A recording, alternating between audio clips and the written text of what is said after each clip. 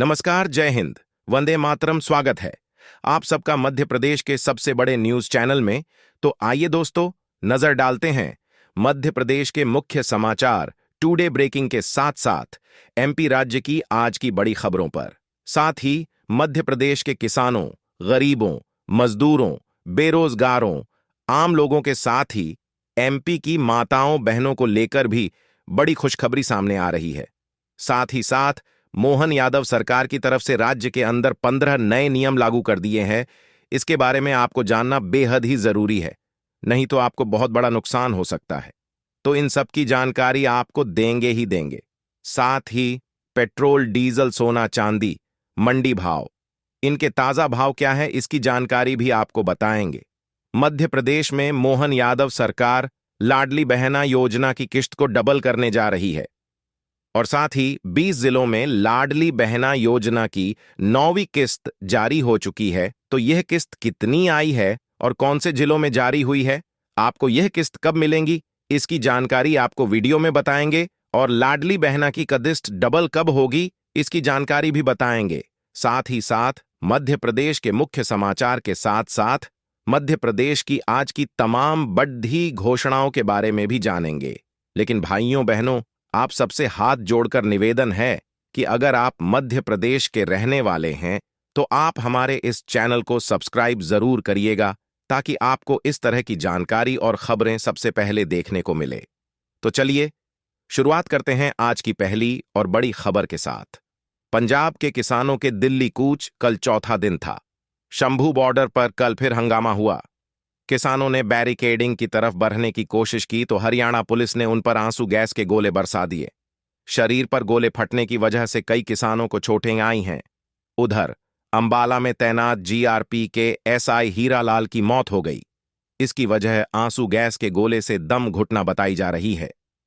शुक्रवार सुबह शंभू बॉर्डर पर धरने में आए गुरदासपुर के किसान ध्यान सिंह की हार्ट अटैक से मौत हो गई थी। वहीं संयुक्त किसान मोर्चा और मजदूर संघ ने आज ग्रामीण भारत बंद बुलाया। इसमें गांवों में दुकानें बंद करने और किसानों के खेतों में काम न करने को कहा गया। हरियाणा, पंजाब और हिमाचल में 4 बजे तक बाजार बंद रहे। रोडवेज की बसें नहीं चलीं। राजस्थान में हनुमानगढ़ और श्रीगंगानगर जिले के ग्रामीण क्षेत्रों में बंद का असर रहा। बीकेयू चरहूनी के कार्यकर्ताओं ने हरियाणा के कई टोल नाकों को 12 से 3 बजे तक फ्री कराया। साथ ही नजर डाले अगली एक और बड़ी खबर पर। मध्य प्रदेश में मां नर्मदा का प्रकटोत्सव आज मनाया जा रहा है। अमरकंटक से लेकर गुजरात तट तक हर एक घाट पर नर्मदा जयंती पर कार्यक्रम हो रहे हैं। जबलपुर में मंत्री राकेश सिंह ने मां नर्मदा को 1100 फीट लंबी चुनरी अर्पित की। वहीं अमरकंटक में मुख्यमंत्री मोहन यादव ने मां नर्मदा की आरती की। इसके बाद उन्होंने यहां 111 करोड़ रुपए के विकास कार्यों का लोकार्पण और भूमि पूजन किया। नर्मदापुरम में नर्मदा जयंती और शहर का गौरव दिवस दोनों एक साथ मनाए जा रहे हैं। जबलपुर, खरगोन, खंडवा और बड़वानी में भी धार्मिक कार्यक्रम हो रहे हैं। मुख्यमंत्री शाम को नर्मदापुरम में जल मंच से मां नर्मदा का पूजन, अभिषेक और आरती करेंगे। बतौर सीएम यह उनका पहला नर्मदापुरम दौरा है। साथ ही नजर डाले अगली बड़ी खबर पर। उत्तर भारत में आज से फिर से वेस्टर्न डिस्टर्बेंस, पश्चिमी विक्षोभ एक्टिव हो रहा है। इसका असर मध्य प्रदेश में 20-21 फरवरी को देखने को मिल सकता है। 2 दिन तक ग्वालियर और चंबल संभाग में हल्की बारिश हो सकती है। इससे पहले सुबह और रात में हल्की ठंड रहेगी। वहीं सुबह हल्के से मध्यम कोहरा भी रहेगा। आईएमडी भोपाल के वैज्ञानिक अशफाक हुसैन ने बताया कि सेंट्रल छत्तीसगढ़ के ऊपर साइक्लोनिक सर्कुलेशन बना है। वहीं ट्रफ लाइन गुजर रही है। इस वजह से प्रदेश में नमी आ रही है। अगले 24 घंटे में अनूपपुर, शहडोल, डिंडौरी में हल्की बारिश हो सकती है। इसके बाद मौसम खुल जाएगा और रात के टेम्परेचर में 2 से 3 डिग्री की गिरावट हो सकती है। वेस्टर्न डिस्टर्बेंस की वजह से 20-21 फरवरी को ग्वालियर, चंबल संभाग में बारिश होने का अनुमान है। साथ ही नजर डाले अगली एक और बड़ी खबर पर। दिल्ली में किसान एक बार फिर सभी फसलों की एमएसपी पर खरीद की गारंटी के कानून समेत अन्य मांगों को लेकर आंदोलन पर आमादा हैं। संयुक्त किसान मोर्चा और मजदूर संघ ने आज शुक्रवार को ग्रामीण भारत बंद बुलाया है। मध्य प्रदेश में इसका मिला-जुला असर दिखा है। ग्वालियर, मुरैना, भिंड और गुना समेत कई जगहों पर किसानों ने आंदोलन के समर्थन में प्रदर्शन किया। किसान नेताओं ने कहा कि जरूरत पड़ी तो दिल्ली भी जाएंगे, जेल जाने के लिए भी तैयार है। साथ ही नजर डाले अगली बड़ी खबर पर। रिजर्व बैंक ऑफ इंडिया यानी आरबीआई ने पेटीएम पेमेंट, बैंक में डिपॉजिट और अन्य ट्रांजैक्शंस की डेडलाइन को 15 मार्च तक बढ़ा दिया है। कल शुक्रवार 16 फरवरी को आरबीआई ने इसे लेकर एक सर्कुलर जारी किया है। पिछले कुछ दिनों में सेंट्रल बैंक को लोगों के बहुत सारे सवाल भी मिले थे। उसके आधार पर आरबीआई ने एक एफएक्यू सवाल जवाब भी जारी किया है। इससे पहले 31 जनवरी को जारी सर्कुलर में आरबीआई ने कहा ताकि 29 फरवरी के बाद पेटीएम पेमेंट बैंक के अकाउंट में पैसा जमा नहीं किया जा सकेगा। इस बैंक के जरिए वॉलेट, प्रीपेड सर्विसेज, फास्टैग और दूसरी सर्विसेज में पैसा नहीं डाला जा सकेगा। साथ ही नजर डाले अगली एक और बड़ी खबर पर। रीवा में आज वेस्ट 2 एनर्जी प्लांट का उद्घाटन डिप्टी सीएम राजेंद्र शुक्ल ने किया है, जहां इस प्लांट में कचरे से 6 मेगावाट बिजली प्रतिदिन बनाई जाएगी।